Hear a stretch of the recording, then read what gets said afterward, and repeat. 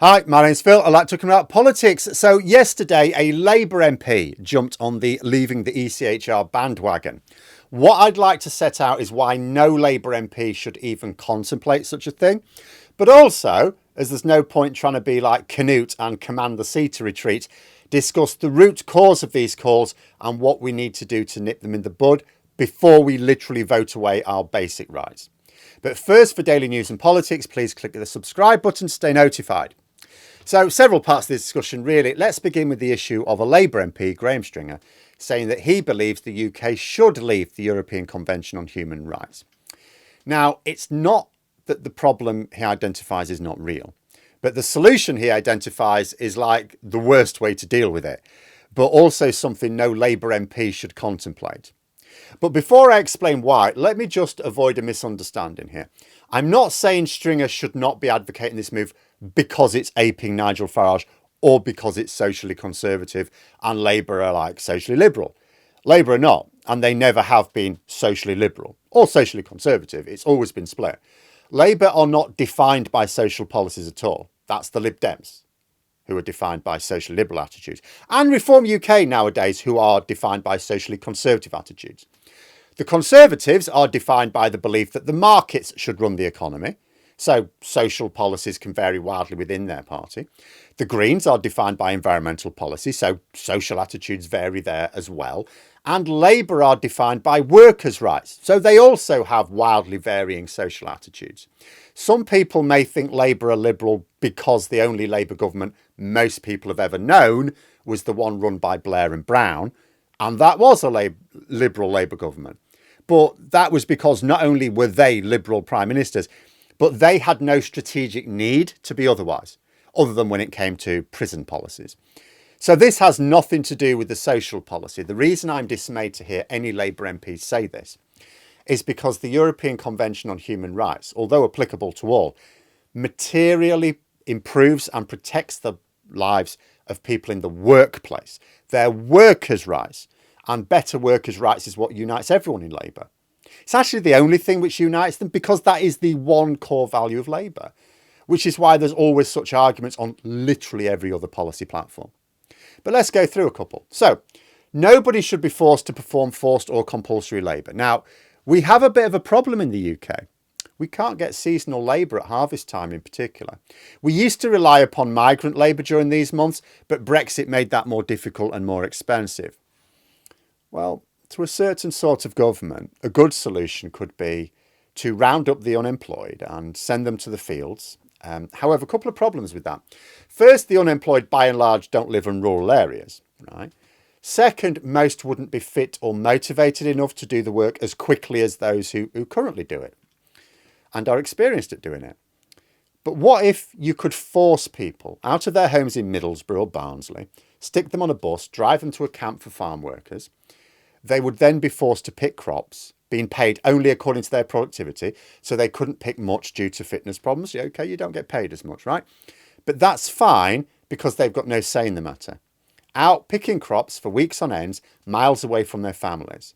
Would this sound like the sort of exchange of labour that a Labour MP should support? Now, I know some will say, come on, Phil, doesn't necessarily follow that if you get rid of the European Convention on Human Rights, that all of a sudden all those rights go, right? No, but there would be nothing stopping it. We already have both the Tories and Reform UK taking a very hard line on low paid and unemployed workers, saying that they need to do more. Kemi Badenoch was again just saying it this week. And with their isolationist attitudes, they would certainly want to boost food production in the UK. Indeed, there are good reasons to want to grow more food in the UK. We don't grow enough.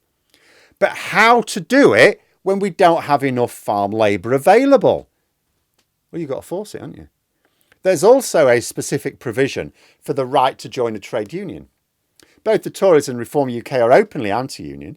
They would love to remove this right because supporters of leaving the ECHR think that what's being proposed is we just copy all those human rights laws into British law but exclude foreigners. That's what people think. That's what they're saying to me. No, Phil. They're not going to get rid of these human rights laws, right? It's just the foreigners, right? So British citizens would still keep all the same rights. We just need to stop it applying to non-UK citizens, right? No. That's not why Farage and Jenrick back this move. They don't care about the rights of a tiny number of people that the media have persuaded others are this invading horde. They care about the rights of tens of millions of us. The very right for trade unions to even exist would be imperiled by the loss of this convention. And this is because to change the European Convention on Human Rights, you need agreement from other signatories around Europe. But to change a purely British law, you only need the party of government to want it. Like right now, Labour, if they, as long as they can get enough MPs, of course. But if Labour, as a group, believed a particular law was needed, they could pass it. And they can pass it really quite quickly if they needed to. Now, people will argue that this dystopian image I'm painting is not realistic because other Western countries have unions and, don't rip the unemployed out their homes to pick crops. And they don't have these laws. And yes, that's true. But as Trump is demonstrating in America, it only takes a small group of politicians to tear those rights up and toss them in the bin if the rights only exist at the domestic level. I'm not saying if you get rid of the European Convention on Human Rights, it automatically follows that therefore all our human rights disappear. What I'm saying is that a government can then pick and choose which rights we should have. I mean, in theory, for example, America has multiple checks against what Trump is doing. Oh, it has a nice, shiny, codified constitution. It's got a Supreme Court, as well as state legislatures. Makes no difference. If the government is determined to force its will through all those supposed checks and balances, it can do, and it is doing. The fact that it hasn't happened in countries like, Canada or Australia is only because no government there has both wanted it and felt able to. But America shows us that when you get such a government, there really is nothing to stop it. And we know that both the Tories and Reform UK would like nothing more than to abolish trade unions. That a Labour MP would ever suggest a course of action which, yes, doesn't guarantee that trade unions get instantly outlawed, but allows a Tory Reform government to do it, is insane. However, that being said, the problem is still real and it does still need a real solution. So what is the problem? The problem is that much of the public think it is a serious threat to the nation that foreign citizens can commit very serious crimes such as rape or murder, but not be deported back to their own countries because there is a risk they could be tortured or killed. Now, I could argue until I'm blue in the face that the numbers of such people is tiny. We have the option of just locking them up until we're satisfied they have reformed enough to release them. But because the press report on 100% of such cases, and you'll get not just one report day after day on it, the public thinks it's a far greater problem than it really is. Plus, at a time when national spending is stretched, the high costs of keeping someone in prison when we could just kick them out of the country is also a factor in people's minds. So the reality is that a lot of the public think this is a serious issue, and there is a very real risk that they think it's so serious they're prepared to vote to abolish their own human rights to deal with it, which we're all taking for granted, by the way. We all think they're universal because almost everyone in this country was born after they were, passed. So we were all born into these rules. We just think they're, eternal. They're not. So what's a better solution? Well, there are genuine arguments for and against deporting a violent criminal to a country which may torture or kill them. The reasons against it are obvious. We do not want to facilitate even another state abusing someone's human rights. But the counter argument is if we deport a racist to some oppressive right-wing country and they torture and execute them for being gay or liking chicken nuggets or something, then that's on them. We aren't responsible for the actions of another government, which is the attitude a lot of people increasingly have, which we can't ignore. We can try and argue and we can try and say, oh, hang on a minute. That's the attitude people increasingly have. In which case, would it be better to refocus the Convention on Human Rights within the signature countries? To accept that human rights abuses exist elsewhere and we shouldn't support them, but at the same time, focus on making sure that we're saying, look, these human rights should exist in our own countries. It might be argued that is better than losing the protections altogether, which is actually what's on the cards. And if this change was made, would the far right really have an argument for leaving the convention? It would be made more difficult for them. I don't think there's a large body of public opinion of the view that human rights shouldn't exist in the UK, just that the lack of human rights elsewhere should not force us to keep violent criminals on our shores. So how realistic would such a change be if indeed people felt, this is worth doing? After all, I've just said a big part of the protection of these laws is you can't unilaterally change them. So the Labour government cannot just change the convention, for example. Well, lots of other countries are having the same problems, aren't they?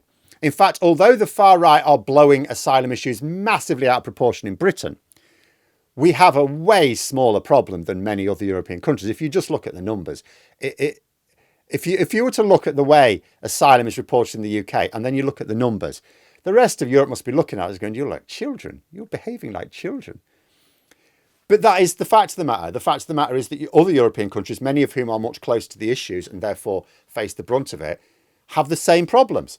So there may well be a way to get consensus for a change which protects human rights within Europe.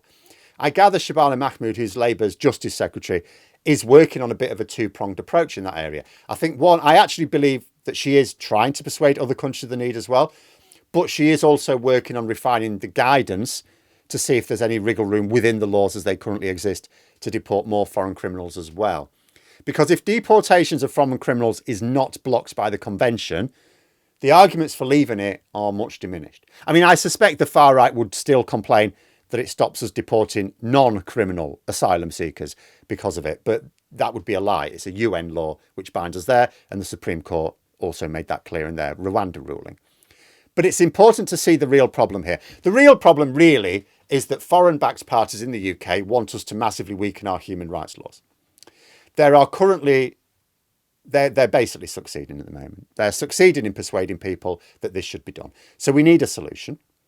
The solution isn't to go around everyone persuading people that, you know, the problem is being overblown, because that's a losing argument, right? We've been trying that argument, we're losing it. Leaving the convention is not a solution any Labour MP should contemplate, but there does need to be a solution, and possibly very quickly. But let me know what you think in the comments below. For more content, you could subscribe to the channel or even join for access to streams and behind the scenes updates. Thanks for watching, and until next time, I'll see you later.